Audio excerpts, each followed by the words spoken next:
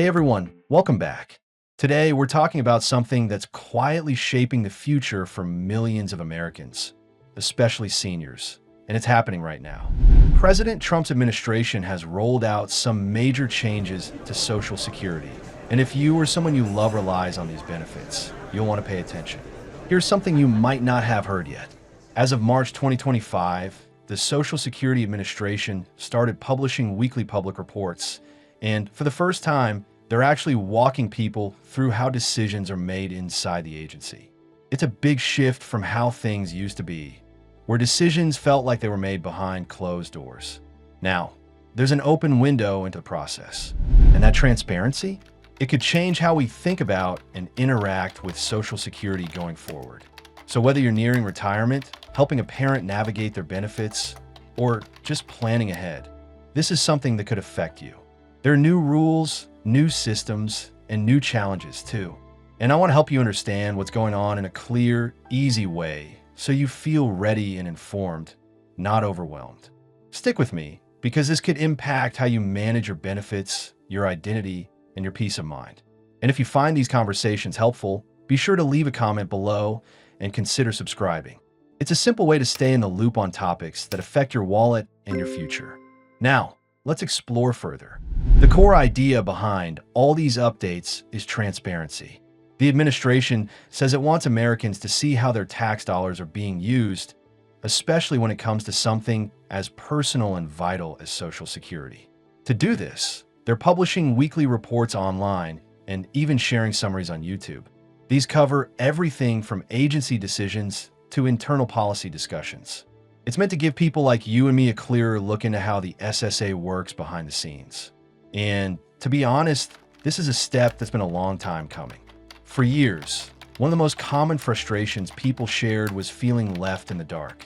You'd send in forms, call the helpline, wait on hold for hours, and still not know what was happening with your case. These new updates, at least in theory, help bridge that gap. But transparency isn't the only thing changing. The SSA is also overhauling how it verifies your identity. Starting March 31st, anyone applying for benefits or updating their direct deposit info can no longer do so over the phone. You now have to either show up in person at a local office or use the online My Social Security portal. So why the shift? It turns out there's been a growing concern over fraud. In fact, earlier audits revealed that scammers were able to redirect over $33 million in benefits by hijacking people's accounts. That's not a small number. And for people depending on those monthly payments to make rent or buy groceries, that kind of fraud can be devastating. The new rules are meant to stop that. If you're comfortable online and you've already got a My Social Security account set up, you probably won't notice much of a difference. But here's where things get tricky, because not everyone is tech savvy and not everyone has easy access to a computer or internet. This is especially true for seniors living in rural areas or for people who might not be confident using online tools. And that's where a lot of concern is coming from. Groups like the AARP and the Alliance for Retired Americans have spoken out, saying the changes could leave vulnerable people behind. Their big worry is that by cutting off phone access, the SSA might be unintentionally making it harder for people to get the help they need. You see, in 2024 alone, the SSA's toll-free number received nearly 80 million calls. That's a huge number, and roughly 40% of those calls led to completed claims. That means millions of people use the phone as their primary way to access benefits. Removing that option, especially with only a 2-week warning, has raised a lot of eyebrows. So then, how did the SSA respond? Well, they're saying the change is necessary to improve security and speed up processing times. Right now, if you try to update your direct deposit online, it can take up to 30 days for the system to process it. But with the new procedures, the agency says they can do it in just 1 business day. That's a big improvement, assuming people are able to use the system without issues. And they're encouraging people to make appointments in advance if they need in-person help. Offices will prioritize these appointments to reduce waiting time. But there's a catch. The SSA is also in the middle of downsizing. As part of a federal government efficiency effort, yes, this is happening at the same time, The SSA is reducing its workforce from 57,000 to 50,000 employees. That means fewer people to handle more work, just as these new verification rules roll out. They're also scaling back or closing 26 field office locations. So if you live in an area where a local SSA office is shutting down, getting in-person help might not be easy. Now, let's talk about what this could look like for someone in a real-world situation. Say your elderly parent needs to update their banking info because they switched accounts. Before, they could call the SSA, confirm their identity, and make the change over the phone. But now, they'll need to either set up a secure online account or go in person. If they don't drive anymore, or if their local office is closing, it's suddenly a much harder task.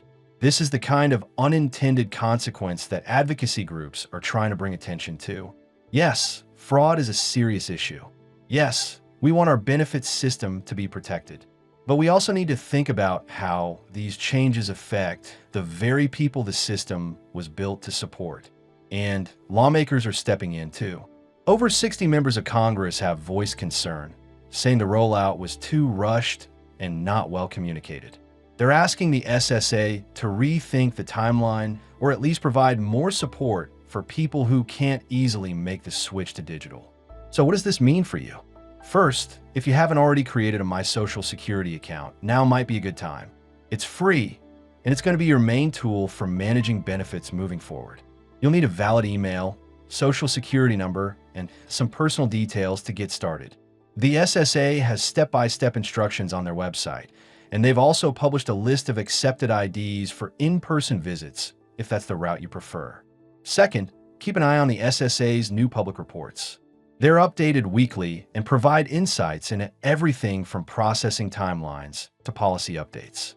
Even if you don't read them every week, knowing they're available can help you feel a little more in control, especially when something changes and you try to figure out why.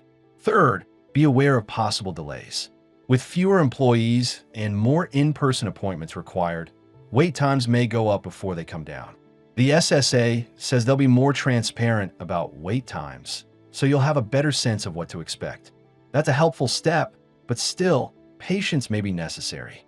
Now, speaking of changes, there's another one on the horizon that could shape the future of the SSA for years to come. President Trump has nominated Frank Bisignano to serve as the permanent commissioner. He's a tech executive, currently leading Fiserv, and he's expected to push the SSA even further toward a digital-first model. What that means exactly is still up in the air, but if confirmed, we'll likely see even more automation and technology use across the agency. Some people are hopeful this will make things faster and easier. Others are worried it might leave behind the folks who need more personal help. Either way, it's a shift worth keeping your eye on. At the end of the day, what we're seeing here is a balancing act. On one side, we want a system that's modern, efficient, and secure. On the other, we need that system to be accessible, fair, and human-centered. And striking that balance isn't easy. But that's why these conversations matter. That's why your questions and experiences are so important. If you've had trouble accessing benefits, or if you found success navigating the new system, leave a comment and share your story. It helps others feel less alone, and it gives us all a better understanding of what's really working. So then, here's what I recommend. If you haven't checked your SSA profile in a while, log in or create one. If someone you love depends on Social Security and doesn't use the internet much, maybe give them a hand or help them set up an appointment.